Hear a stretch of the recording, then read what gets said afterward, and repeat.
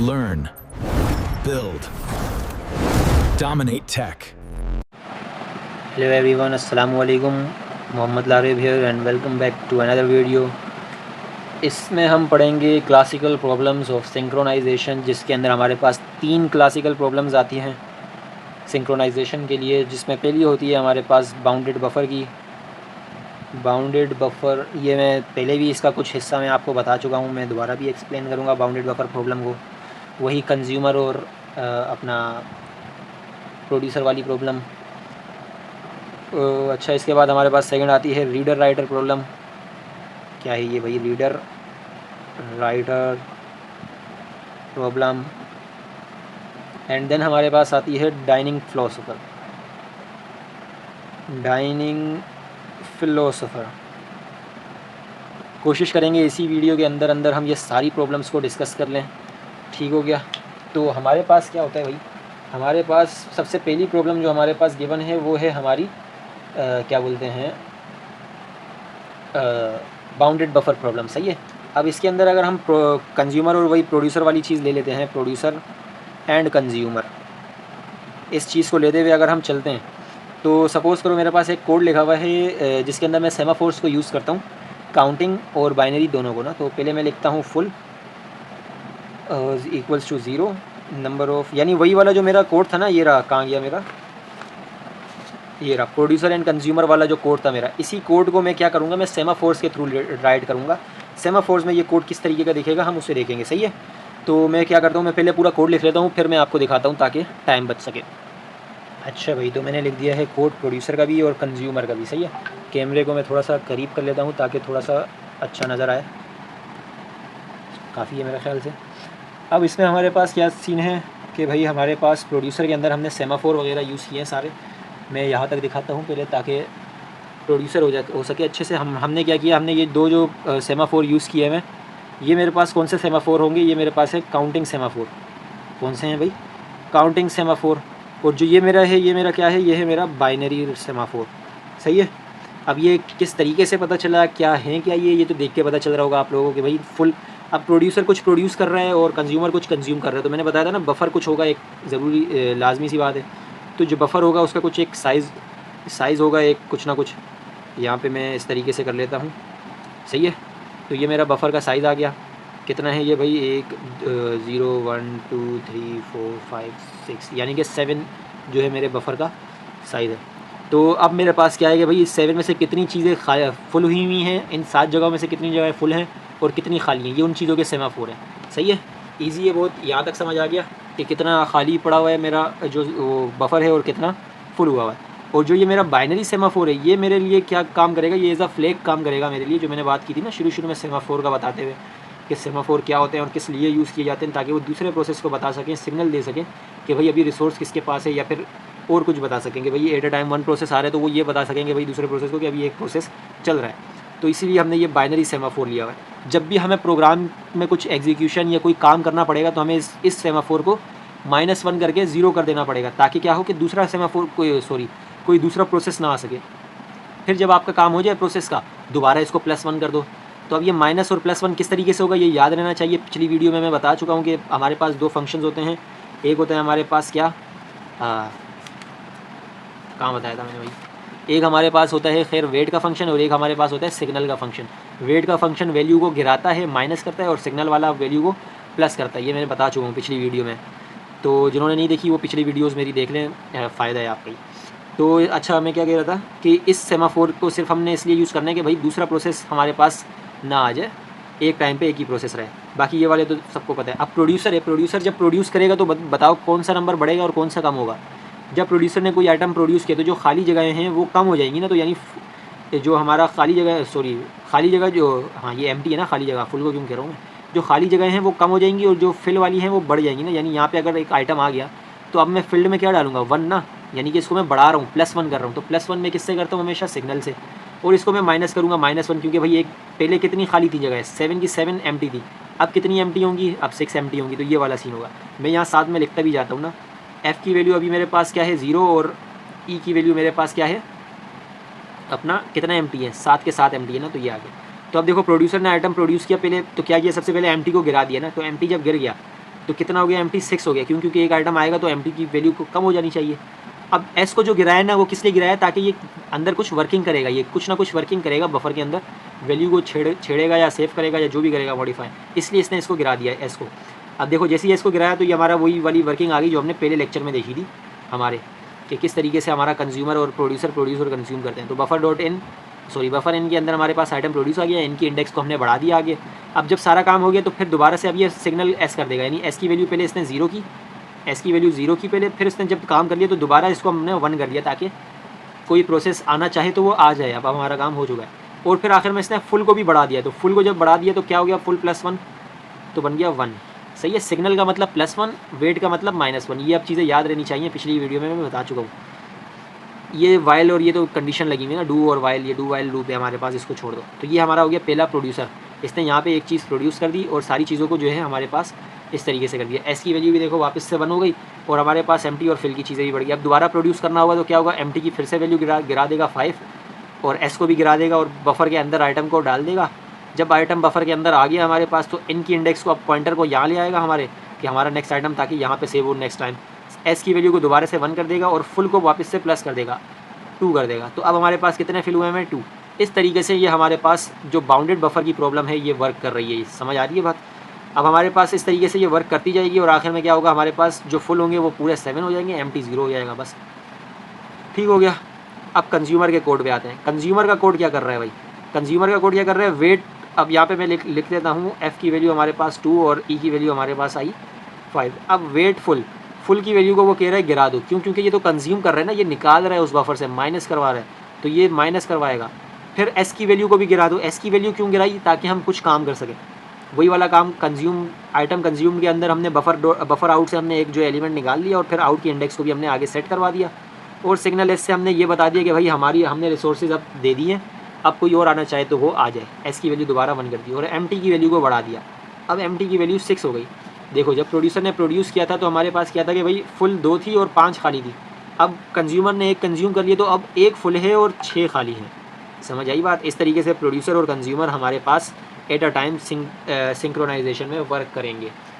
यहाँ तक हमारे पास आई होप कि सबको समझ आ गया होगा बाउंडेड बफर की प्रॉब्लम क्या होती है। वेट का मतलब क्या होता है कि भाई प्रोड्यूसर ने एक आइटम प्रोड्यूस किया है तो एक स्लॉट हमारे पास क्या हो गया, कम हो गया।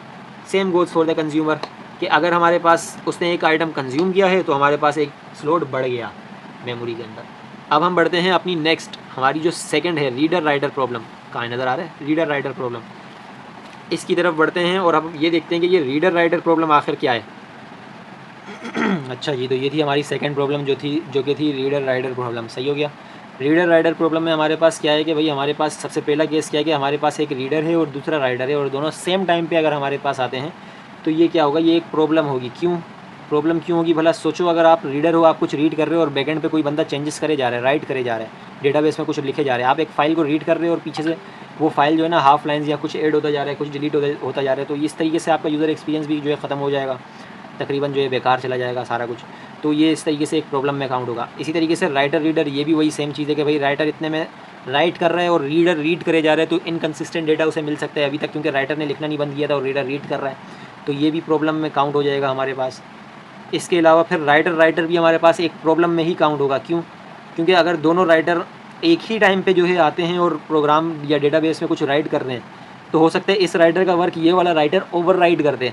यानी इसने लिखा था a = b+c, इसने लिख दिया भाई a = c+d, तो इसने इसका वर्क ओवर राइट कर दिया, तो ये भी हमारे पास प्रॉब्लम हो जाएगी ओवर राइट की। बाकी राइडर आते हैं, राइडर नहीं राइटर अगर हमारे पास आते हैं तो नो प्रॉब्लम। क्यों? क्योंकि 100 राइटर एक मिनट, राइटर क्या बोल रहा हूँ मैं, रीडर आते हैं तो नो प्रॉब्लम। क्यों? क्योंकि रीडर के आने से कोई फ़र्क नहीं पड़ेगा, एज़ लॉन्ग एज़ कि वो कोई डेटाबेस में कोई मैनिपुलेशन नहीं करें, कोई चीज़ इंसर्ट या डिलीट नहीं करवाएं, जब तक उनका काम किसी जो है हमारे पास क्या बोलते हैं बैकएंड वगैरह से नहीं है या ऐसी चीज़ से नहीं है, तो फिर हमारा जो है वो रीडर सेफ़ है नो प्रॉब्लम के साथ, क्योंकि वो तो सिर्फ डेटा को रीड कर रहे हैं ना, उसमें मैनिपुलेशन तो नहीं कर रहे डेटा की, तो ये हमारे पास नो प्रॉब्लम। अब ये जो 3 प्रॉब्लम है इसको हम एक ही सूडो कोड के थ्रू सोल्व करते हैं।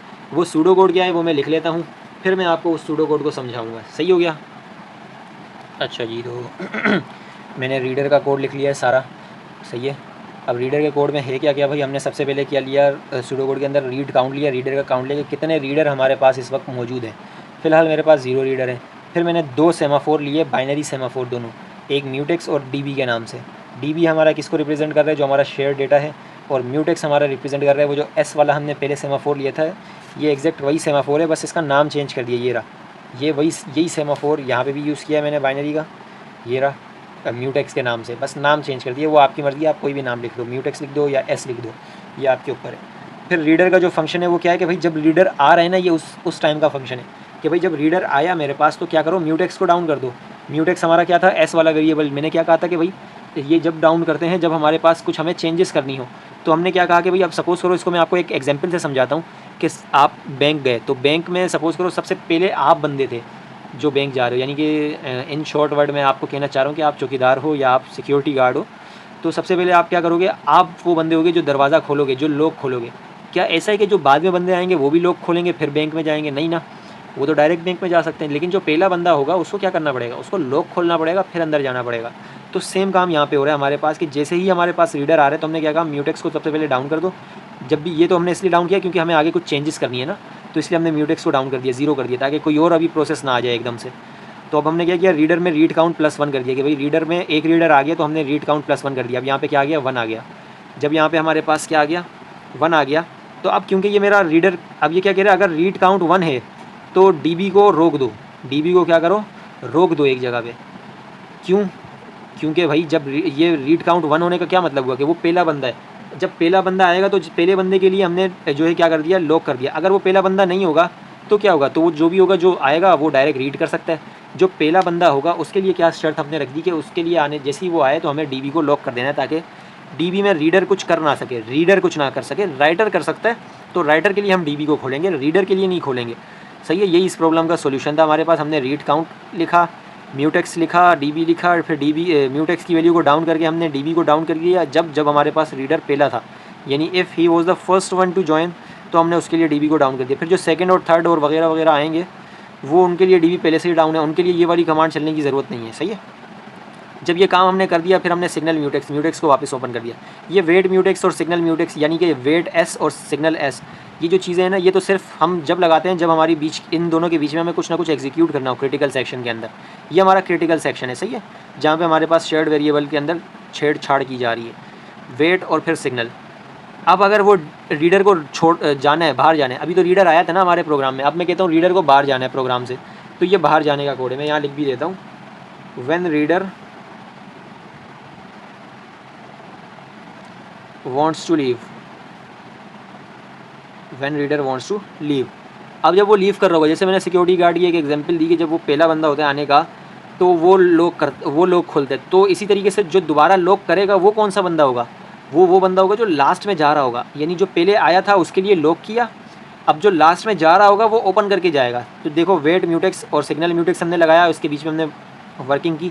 RC माइनस से हमने क्या शो करवाया कि भाई हमारे पास जो रीडर्स हैं वो जा रहे हैं। अब जब हमारे पास लास्ट रीडर बच जाएगा तो 0 वाला रीडर बच जाएगा, तो 0 = 0 हो गया। तो हमने क्या किया भाई, डीबी को सिग्नल दे दो कि भाई अब डीबी हमारा फ्री हो गया है। अभी तक हमने डीबी जो है कंज्यूम कर लिया था ना, डीबी की जो रिसोर्स थी वो हमने कंज्यूम कर ली थी, किसके लिए, रीडर्स के लिए। अब रीडर्स क्योंकि हमारे रीडर्स जा चुके हैं तो हमने क्या किया, सिग्नल डीबी को सिग्नल भेज दे कि भाई अब आप फ्री हो और अब आप किसी और के काम आ सकते हो। तो ये था हमारा राइटर का कोड। अब रीडर के कोड के ऊपर अगर हम आते हैं तो उल्टा क्यों बोल रहा हूँ मैं हमेशा, ये रीडर का कोड था। अब राइटर के कोड के ऊपर अगर हम आते हैं तो राइटर का तो सिंपल सा कोड होगा। सही है, राइटर का कोड हमारे पास क्या है भाई, हमने लिखा वॉइड राइटर, पैरामीटर में भी हमने दे दिया इसके वॉइड, ये राइटर लिखा हुआ है। सही है, और उसके बाद क्या होगा भाई, हमारे पास वाइल ट्रू। अब हमने क्या कहा भाई, वेट कर दो डीबी को हमने क्या किस पे डाल दिया, वेट पे डाल दिया। अब डीबी को जब हमने रोक दिया तो हमारा रीडर कोई भी जो है ना रीड नहीं कर सकता क्योंकि डीबी रुक गया है। तो सही है, अब डीबी की जो रिसोर्स है ना वो राइटर के पास है, तो रीडर आ ही नहीं सकता। देखो ना, जब राइटर के पास रिसोर्स आ गई, रीडर आ ही नहीं सकता, तो ये वाली प्रॉब्लम भी सोल्व, ये वाली प्रॉब्लम भी सोल्व। और जब एक राइटर के पास ये आ गई है पहले से ही, या फिर सपोज़ करो यहाँ से हमने रीडर को दे दी थी तब भी ये वाली प्रॉब्लम सोल्व हो गई। तो एक साथ हमारी कितनी सारी ये तीनों की तीनों प्रॉब्लम सोल्व हो रही हैं। अब राइटर की प्रॉब्लम भी नहीं रहेगी क्योंकि एक राइटर जब आया तो उसने डीबी को वेट पे लगा दिया और उसने फिर हमारे पास डीबी के अंदर काम किया। ये उसने किया डीबी के अंदर जो उसे काम करना था, और जब उसका काम कंप्लीट हो गया उसने फिर क्या कर दिया, अपनी रिसोर्स को फ्री कर दिया, यानी डीबी को वापस दे दिया कि भाई अब कोई और भी जिसको भी यूज़ करना है वो डीबी को अब वो यूज़ कर ले। तो ये था हमारा राइटर का सूडो कोड। नज़र नहीं आ रहा है तो मैं थोड़ा सा इधर कर देता हूँ। सही है, तो इस तरीके से हमारी रीडर राइटर की जो सेकंड प्रॉब्लम थी वो वाली भी सॉल्व हो चुकी है। अब हमारी रह गई है लास्ट प्रॉब्लम, जो कि है हमारी डाइनिंग फ़िलोसोफ़र की प्रॉब्लम। डाइनिंग फ़िलोसोफ़र का सबसे पहले जो कॉन्सेप्ट है वो समझना बहुत इंपॉर्टेंट है कि भाई डाइनिंग फ़िलोसोफ़र है क्या आखिर, ये प्रॉब्लम है क्या आखिर, और मतलब किस तरीके से फिर हमें इसको सॉल्व करना पड़ेगा, ये हमें देखना है। अच्छा जी, तो हमारी थर्ड और लास्ट इस वीडियो का जो लास्ट टॉपिक है हमारा, और इस चैप्टर का भी हमारा जो लास्ट टॉपिक है वो है डाइनिंग फ़िलोसोफ़र का। डाइनिंग फ़िलोसोफ़र में हमारे पास क्या प्रॉब्लम, हमारे पास एक्चुअली प्रॉब्लम क्या होती है कि सपोज़ करो आपके पास एक राउंड टेबल है बिल्कुल ना, अब ये राउंड लग नहीं रहा लेकिन मान लो, सही है, मेरे को आता नहीं है राउंड बनाना। यहाँ पे आपके पास 5 बंदे बैठे हुए हैं ना, ये एक डाइनिंग टेबल है, सही है, डाइनिंग से मतलब समझ आ रहा है ना, डाइनिंग टेबल है ये। एक बंदा हमारे पास ये बैठा हुआ, एक बंदा हमारे पास ये बैठा हुआ, एक ये बैठा हुआ, एक ये बैठा हुआ और एक ये बैठा हुआ। अब इन पाँचों बंदों के पास टोटली जो है ना 5 बंदे हैं और 5 चम्मच पड़े हुए हैं ना। एक मेरे पास यहाँ पे चम्मच है, चम्मच क्या होता है, फोक, सही है, थोड़ा अंग्रेज़ी बोलेंगे। एक इधर पड़ा हुआ है, एक इधर पड़ा हुआ है, एक इधर पड़ा हुआ है, सही है। अब अगर देखा जाए तो टोटल बंदे भी 5 हैं और टोटल हमारे पास फोर्क्स भी जो हैं वो 5 हैं, सही है। मैं इधर लिख देता हूँ 5 पर्सन एंड 5 फोर्क्स। अब गौर किया जाए तो हर बंदे के एक फोर्क लेफ़्ट में है और एक फोर्क राइट में। इसका भी देखा जाए तो एक लेफ़्ट में है, एक राइट में है। इसको भी देखा जाए तो एक लेफ़्ट में, एक राइट में। इसका भी एक लेफ़्ट है, एक राइट है, और इसका भी एक लेफ़्ट, एक राइट। सही हो गया। तो अब हमारे पास कंडीशन क्या है कि भाई अगर इनमें से किसी को भी भूख लगती है ना, तो उसने क्या करना है, उसने दोनों हाथों से पहले अपना लेफ़्ट वाला उठाना है, लेफ़्ट फोर्क को पिक करना है, देन अपना राइट फोर्क पिक करना है, सही है, और फिर अपना खाना शुरू करना है। इनके सामने जो है ना खाने की प्लेटें रखी हुई हैं, कुछ समझ लो नूडल्स पड़े हैं, चॉपस्टिक उठानी है ये और नूडल्स खाने, या फिर कुछ भी समझ लो, ये आप जो समझना चाहो, सही है। अब इसको जो खाना खाना है ये दोनों चॉपस्टिक उठानी पड़ेंगी, इसको भी दोनों उठानी पड़ेंगी। पहले क्या उठानी है, लेफ़्ट, और फिर क्या उठानी है, राइट। अब सपोज़ करो एक, अगर इसको सिर्फ इसको भूख लगी तो इसने तो दोनों उठाई, खाना खाया, दोनों खाने के बाद दोबारा अपने फोर्क्स दोबारा जो है यहाँ टेबल पे रख दिए, सही है, ताकि दूसरा भी कोई यूज़ कर सके। लेकिन अगर एक ही टाइम में एट द सेम टाइम पाँचों के पाँचों को भूख लग जाए फिर क्या होगा। सपोज़ करो हर किसी को कौन सा उठाना था, अपना लेफ़्ट उठाना था ना, तो इसने अपनी ये लेफ़्ट वाला फोर्क उठाया, तो इसने भी अपना लेफ़्ट वाला उठाया, सेम टाइम पे हो रहा है ना ये काम, तो सब ने अपना अपना लेफ़्ट उठा लिया, इसने भी लेफ़्ट उठा लिया, इसने भी लेफ़्ट उठा लिया। अब ये जब राइट देखने के लिए गया तो राइट पे तो इसके पास फोर्क ही नहीं बचा, क्यों, क्योंकि ये फोर्क तो पहले से ये वाला बंदा ले चुका है। और जब इसको देखने गए तो इसके पास भी राइट का फोर्क नहीं बचा, इसका राइट का फोर्क कौन ले चुका है, 4 ले चुका है, इसके पास भी नहीं है, इसका भी नहीं है, किसी का भी नहीं है। तो यानी लेफ़्ट वाला फोर्क जब ले लिया सबने तो राइट का तो किसी का बचा ही नहीं, और ये अपने पास एक लूप में फंस गए। अब ना ये खाना खा सकते हैं, ना ये वो सोर्स को रिलीज़ कर पा रहे हैं। क्यों, क्योंकि भाई इनको काम कंप्लीट करने के लिए 2 सोर्सेज चाहिए थी, एक तो मिल गई बड़ी आसानी से, दूसरी में हमारे पास क्या आ रहा है, डेड लॉक आ रहा है। ये हमारा नेक्स्ट चैप्टर भी है वैसे, इसको हम लंबे से पढ़ेंगे डेड लॉक को। खैर इधर हमारे पास डेड लॉक क्या है, ये तो परमानेंट डेड लॉक आ जाएगा ना एक तरीके से, क्योंकि कोई रिसोर्स छोड़ नहीं रहा और जो है हमारे पास रिसोर्स मिल नहीं रही किसी दूसरे प्रोसेस को कि वो काम कंप्लीट कर ले। इस तरीके से यहाँ इस डेड लॉक की वजह से हमारे पास क्या होगी, स्टारवेशन हो जाएगी, यानी कि भूखे मर जाएंगे ये बंदे। ये है हमारी डाइनिंग फ़िलोसोफ़र की प्रॉब्लम। अब इस प्रॉब्लम को हमें फिक्स करना है सेमाफोर के ज़रिए। सेमाफोर क्या होते हैं भाई, हमने पढ़ा है ना, सेमाफोर का मतलब ये है कि जो एट अ टाइम प्रोसेस चल रहे हैं, एक टाइम पे एक प्रोसेस चले वो, ताकि हर चीज़ सोल्व हो सके। तो यहाँ पे एक टाइम पे इतने सारे चल गए इसलिए तो सोल्व नहीं हो रहे। अब जब सेमाफोर को हम इंट्रोड्यूस करवाएंगे तो सेमाफोर क्या करेगा कि एक टाइम में हो सकता है वो, अब इसके मल्टीपल सोल्यूशन है। अगर आप LLM GPT वगैरह से पूछेंगे ना, इसके मल्टीपल सोल्यूशन है। मैं सेमाफोर का एक बता देता हूँ, बाकी इसके बारे में रिसर्च करना आपका काम है, इतना मुश्किल नहीं है। आप LLM या GPT से पूछेंगे तो वो आपको सूडो कोड अगर आपको चाहिए हो तो वो दे देगा, बाकी आपको कॉन्टेक्स्ट चाहिए हो आपको वो दे देगा, बाकी मैं भी कुछ जो है आपको अच्छी खासी इसकी अंडरस्टैंडिंग दे रहा हूँ। अब सपोज़ करो मैंने ये 5th वाला हटा दिया ना, मैंने क्या किया, इसका एक सोल्यूशन मैं बता रहा हूँ कि भाई जो सबसे ज़्यादा अच्छा सोल्यूशन है। मैंने क्या किया, मैंने कोई भी एक बंदा हटा दिया, मैंने 1 2 3 एंड 4, और यहाँ पे मेरे पास 1 2 3 4 और 5, सही है। ये 5 यहाँ पे था तो 5 को मैंने हटा दिया। अब मेरे पास इससे क्या हुआ सोल्यूशन, इसको अगर मैं प्रैक्टिकली एक्सप्लेन करूँ तो क्या होगा भाई। सपोज़ करो हम कोई कंप्यूटर लैब जाते हैं, कंप्यूटर लैब में लैब एग्ज़ाम है हमारा, और लैब सिर्फ जो है ना 4 जो है ना वो पीसीस चल रहे हैं। वैसे ये बात तो हकीकत है, सिर्फ 4 ही चलते हैं 39 में से, लेकिन चलो सपोज़ कर लो कि सिर्फ 4 पीसीस चल रहे हैं हमारे पास ना, और बच्चे हमारे पास टोटल 5 हैं। तो क्या आप फिर भी पाँचों के पाँचों को एक साथ लेके जाओगे अंदर, नहीं ना। टीचर क्या करता है, सिर्फ 4 को पहले बुलाता है, फिर इन 4 में से किसी एक का जब जल्दी हो जाता है फिर उसको बाहर भेजता है, और उसकी जगह पे वो जो 5वां बच्चा रहता था उस बच्चे को अंदर बुला लेता है। सेम काम हम यहाँ करने वाले हैं सेमाफोर के ज़रिए। हमने क्या किया भाई, हमने यहाँ से 5th वाले को भगा दिया। अब फिफ्थ वाला जब भाग गया तो हमने क्या किया, अब देखो कोई एक प्रोसेस तो ऐसा होगा ना जिसके पास सारे अपने रिसोर्सेज आ रहे होंगे, कैसे पता चलेगा, देखो इसने अपना ये वाला लिया लेफ़्ट वाला, इसने भी अपना लेफ़्ट वाला लिया, इसने भी अपना लेफ़्ट वाला लिया और इसने भी अपना ये लेफ़्ट वाला ले लिया।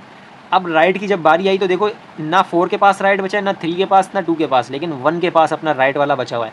तो 1 क्या करेगा, 1 अपना खाना खाएगा जल्दी जल्दी और अपनी रिसोर्सेज को वापस रिलीज़ कर देगा, वापस से 4 यहाँ रख देगा और गायब हो जाएगा, शार्ट हो जाएगा यहाँ से।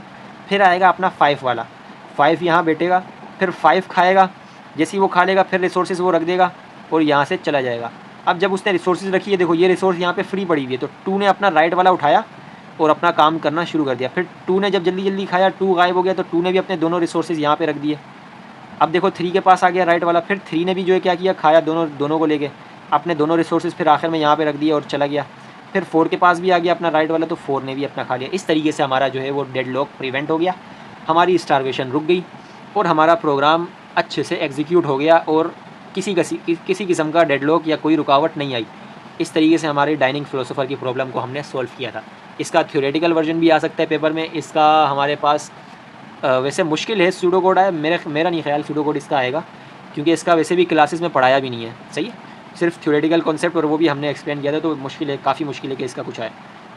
लेकिन फिर भी नॉलेज के लिए अच्छी बात है, आप इसका थ्योरेटिकल कॉन्सेप्ट समझें। अब आप जीपीटी पे जाएँ, किसी भी एलएलएम पे जाएँ, वहाँ से इसका सूडो कोड निकाल के समझें और थोड़ी सी इसकी प्रैक्टिस करें, तो आपको ये सारे जो है क्लासिकल प्रॉब्लम्स जो हैं सिंक्रोनाइजेशन की, तीनों प्रॉब्लम्स समझ में आ जाएंगी, समझ में आ गई होंगी, इतनी उम्मीद तो मुझे है। तो अब हम मिलते हैं अपनी नेक्स्ट वीडियो में, अभी के लिए अल्लाह हाफ़िज़।